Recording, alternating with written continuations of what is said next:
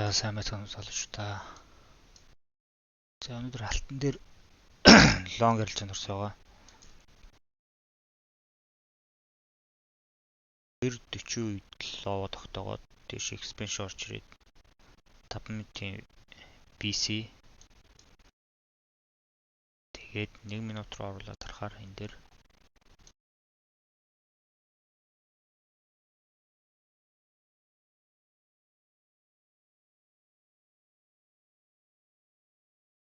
энд инвершн үсгээд ирсэн. Тэгээд давхар ордер блок 1 минутын ордер блок дээрээс жигш аваад спект үзүүлээдсэн болохоор эндээс лонг орсоо.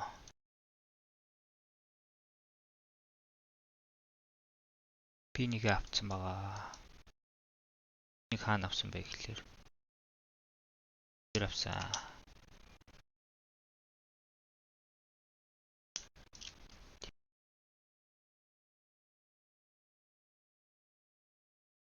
P1 гэвч.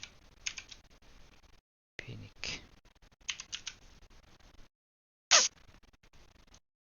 За тэгээ нөгөө 50k-ийн фандын дансаа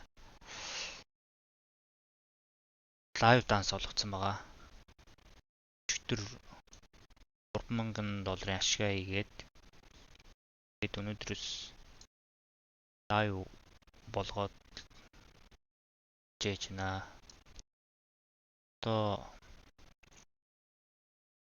5 хоног $200-оос дээш ашигтай арилжаа хийгээд ашиг ийшээ арилжааныхаа 50%-ийн таталтыг явах юм байлээ. Өдөр нь эхний өдөр байна. За байна. 50k-ийн фандын данс жуна.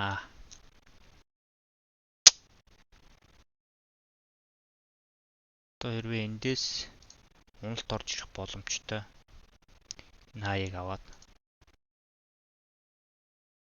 орж ирэх боломжтой.